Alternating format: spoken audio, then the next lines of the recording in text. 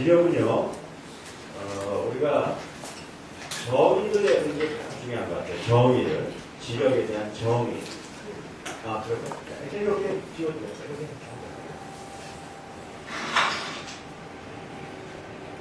여기다 하면 되나요?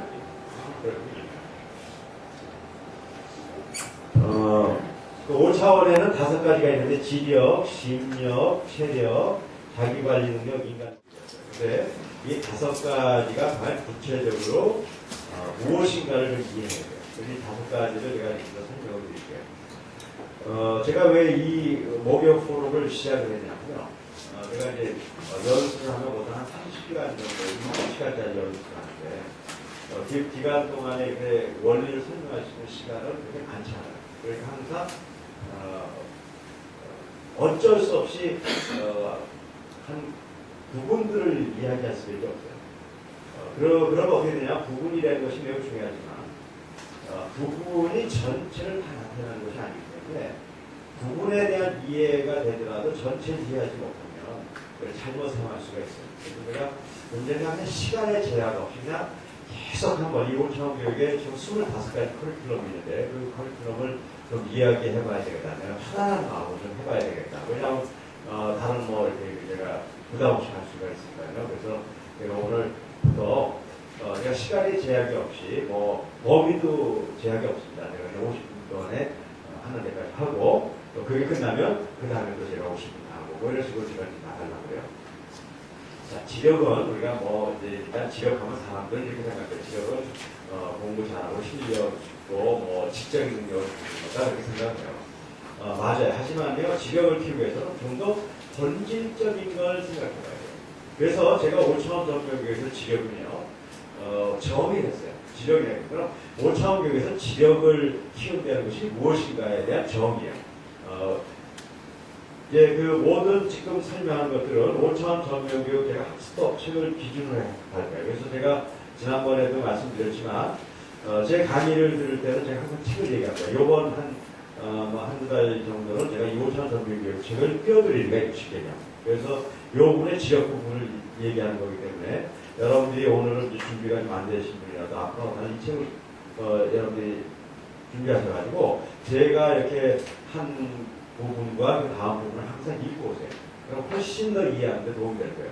자, 지력에 대한 것을 여기에 제가 정의를 그렇게 내요. 지력이라는 것은 학교에서 성적 높아지고 그런 거가 아니다. 그건 나중에 나타난 변상이고 진정한 지력이라는 것은 참과 거짓을 구별할 수 있는 능력을 갖게 되는 것이 지력이라는 것이에요. 이게 왜 중요하냐면요.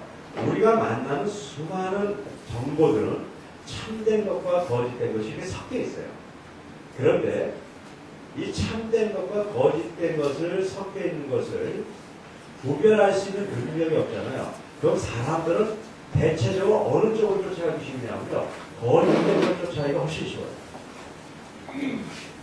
왜 그러냐면 거짓된 것이 훨씬 더 달콤해요. 나도 사람. 그래서요. 이런 어떤 그런 것을 구별해내지 못하는 사람이요. 공부를 많이 한다고 해서 되는 게 아니에요. 예를 들어서 뭐 인류대학 나오고 나서 뭐 대단한 엘리트 집단에 있는 사람들도요. 거짓말 쫓아다니는 사람 너무나 많아요. 그러니까 무슨 성격이 높다고 지력, 우리가 정의한 지력이 오는 건 아니에요. 성격이 높아도 지력이 있을 수 있고 성격이 낮아도 지력이 있을 수 있고 성격이 상관없이 없을 수 있어요. 그렇지만 지력이 없는 사람, 이 참과 거짓을 구별할 수 있는 능력이 없는 사람은 어떤 일이 있냐면요. 인생은 일단 실패할 가능성이 커요. 그렇기 때문에 지력을 키워준다는 것은 단순히 학교에서 공부 잘하는 것이 아니라 인생을 실패시키지 않기 위해서 가장 중요한 겁니다. 저는 그런 의미에서 가정이나 학교에서 이런 지력을 키워주지 않고 간다는 것에 대해서는 우리가 심각하게 좀 이렇게 반성해 봐야 되는 문제라고 생각해요.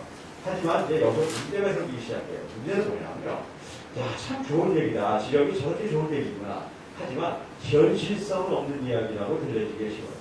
그러니까 현실은 그렇지 않습니다. 현실은 어쨌든 아이들이 학교 가면 공부 잘하고 성적 높아져야 되는데 참 멋진 얘기를 하는지 모르더라도 그것이 현실성이 없으면 무슨 의미가 있는 거예요. 하지만 그렇지 않는 것이에요. 제가 얘기한 거죠. 지금 제가 얘기한 얘기가 너무 이상적이고 멋들어진 얘기지만 현실성이 없어 보이지만 그렇지 않는 거죠. 어떻게 보면 지금 제가 얘기한 것이 가장 현실성이 있는 거예요. 왜 그러냐면 정말 한 인간이 참과 거짓을 구별할 수 있는 능력을 갖게 되잖아요. 그러면요, 성적이 떨어지거나 모두 떨어진다는 것이 불가능해요. 다시 얘기하면 성적이 안 올라간다는 것이 불가능해요. 왜 그런지 아세요? 우리가 학문을 해요. 공부해서 본질제가 학문인데 그 학문은 진리를 추구한다.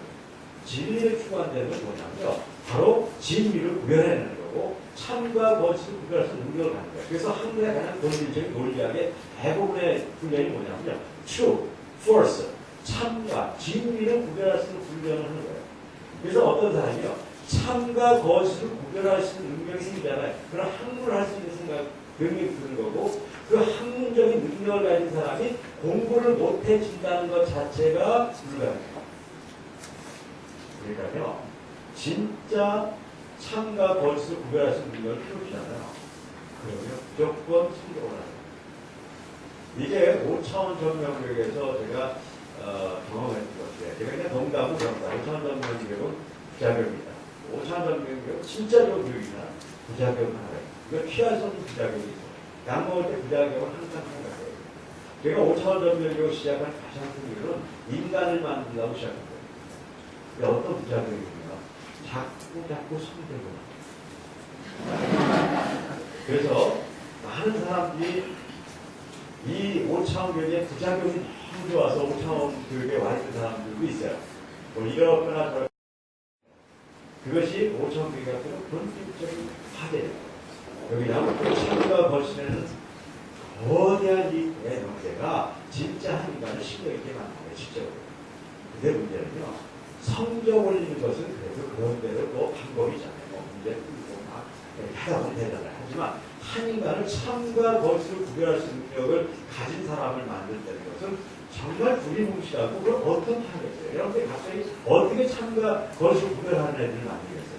아이들을 불러놓고 이렇게, 야, 지금부터 너는 참과 거짓을 참 구별하고 살아라. 그럼 그렇게 돼요? 그렇게 안 된단 말이에요. 그래서 참과 거짓을 구별할 수 있는 사람을 만들려면 그럴 만한 그런 것들을 가능하게 만드는 프로그램이 필요해요. 그래서 제가 그럴 수 있는 5가지 프로그램입니다.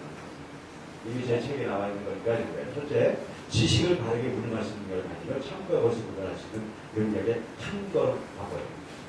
두 번째, 다중언어 능력이라는 것은 모국어뿐만 아니라 다른 나라 말을 자유롭게 할 수 있는 능력을 갖잖아요. 지적 스펙트럼, 범위가 넓어져서 참과 거짓을 구별할 수 있는 게 확장됩니다. 세 번째는 자연세계 이해.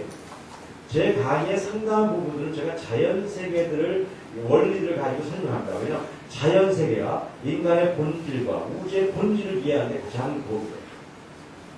네 번째는 역사에 대한 이해. 역사에 대한 이해만큼 참 한 인간을 지혜롭게 만드는 경우는 없어요.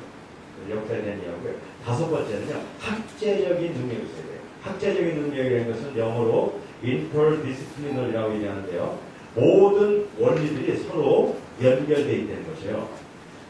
제가 쓴 언어 책들이 있어요. 5차원 영어학습법, 5차원 그 다음에 중국학습법, 5차원 한국학습법 이렇게 되어 있어요. 자, 다른 언어들이에요. 그런데요, 모든 책은 똑같아요. 5차원 중국학습법이나 5차원 영어학습법이나 5차원 한국학습법이나 책 내용이 똑같아요. 그래서 한 것만 이해하면 나머지 다 이해할 수 있어요.